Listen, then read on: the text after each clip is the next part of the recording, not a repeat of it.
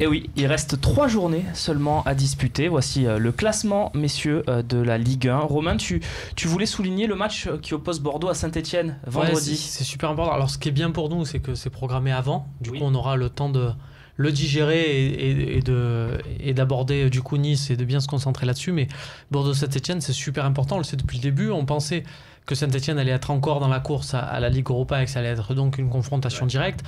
Bon, ils sont un peu décrochés parce que même si vous voyez qu'ils ont un match en moins, c'est un match à disputer contre Monaco. Donc Monaco on peut raisonnablement dire que c'est match perdu pour eux. Donc voilà, est-ce que Saint-Etienne va nous filer un coup de pouce? En gros, il faut le voir comme ça. Puisque je pars du principe qu'on ne gagnera pas à Bordeaux, voilà, mais on peut quand même faire match nul là-bas.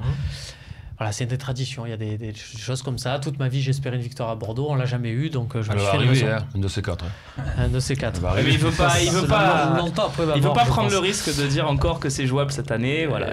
Pour lui, c'est pas jouable. Voilà, comme ça, c'est pas jouable. Mais en même temps, si Bordeaux fait nul contre Saint-Etienne ou perd et que tu vas faire nul chez eux, t'es assuré de la 5e place. En battant Nice. En battant Nice, bien sûr. Oui. Donc, ça fait beaucoup de quotient. Voilà, ça. Moi, je suis en partie d'accord avec Romain, mais pour moi, les deux matchs, je les mettrais de manière équivalente. Pour moi, tu sais qu'il va falloir faire au moins une victoire contre Nice ou Bordeaux. Je me dis que tu fasses le nul à Bordeaux ou le nul contre Nice, de toute manière, il va falloir gagner un de ces deux matchs si tu veux prendre la 5e place. Donc, je sais pas contre qui ce sera le plus facile. Honnêtement, je sais pas si c'est plus facile de battre Nice ou de battre Bordeaux chez eux. Karim. Non, moi, je suis la vieille école. On ne peut pas se poser ce genre de questions. Tu peux pas imaginer finir 5e si tu bats pas Nice et Bastia, à minima. C'est à la maison que tu dois pas perdre de points, que tu dois te dire que c'est là que tu fais le plein si tu as des ambitions et des prétentions. Après, qu'on aille chercher le nul à Bordeaux, ça, effectivement, j'ai envie de dire, c'est là la performance pour moi. Oui, parce qu'on est au coude à coude avec eux. Mais Nice, c'est non négociable. Et la victoire, elle doit être chez nous si on veut avoir des ambitions. Mais le problème sur le match de Bordeaux, c'est que le seul truc qu'on n'envisage pas, c'est que Bordeaux, s'ils gagnent tous leurs matchs, c'est eux qui ont les cartes en main. Même si on fait nul à Bordeaux, mais qu'eux gagnent leurs 2 autres matchs, on les rattrapera pas. Donc il faudra peut-être aller faire dans cette confrontation directe. C'est pour ça que ce Saint-Etienne-Bordeaux est très intéressant, parce que si tu sais que par exemple Bordeaux va gagner à Geoffroy Guichard, derrière tu sais qu'il faudra faire un résultat chez eux, et donc ça va être... On n'a pas les meilleures peut-être statistiques quand on joue contre les 3 ou 4 premiers du championnat. Exactement. Ça va être le cas. La seule équipe qu'on a vraiment battue, c'est Saint-Etienne en fait. Oui, mais qui fait pas partie du top 4. Voilà, donc, il faut voir un peu si tu peux rattraper Lyon. Je pense que non, vu les matchs qu'ils ont. J'allais y venir parce qu'il y a un autre match qui peut être décisif, c'est le Bastia-OL. Et ces fameux 3 points, est-ce qu'on va leur donner les 3 points à Lyon? Réponse très rapidement en commission de discipline, on l'espère en tout cas. Une question aussi de Matthäus Lothar, un ancien joueur. Votre pronostic sur notre nombre de points au soir de la 38e journée? Bon allez, on va faire un petit jeu des pronostics pour faire plaisir à Lothar Matthäus, évidemment. Bernard, mais combien on en a là actuellement? On va regarder encore une fois le tableau des points. C'est ça? 55 on en a. 55. On a 55. Moi je vais dire 60. 60, donc une victoire et 2 nuls, si je te suis.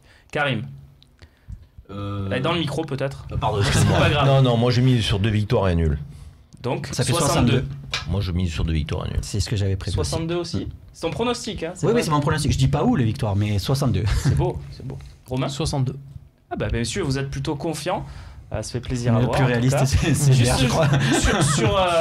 Sur Lyon, donc ce match contre Bastia, vous faites aucune illusion, ça va être 3 points pour Lyon de plus et ils seront irrattrapables de fait, ou je pense qu'ils vont leur donner les points. Je pense qu'ils vont leur donner. Je pense qu'ils vont leur donner après 5 points, sachant qu'ils jouent Nantes, Montpellier. Voilà.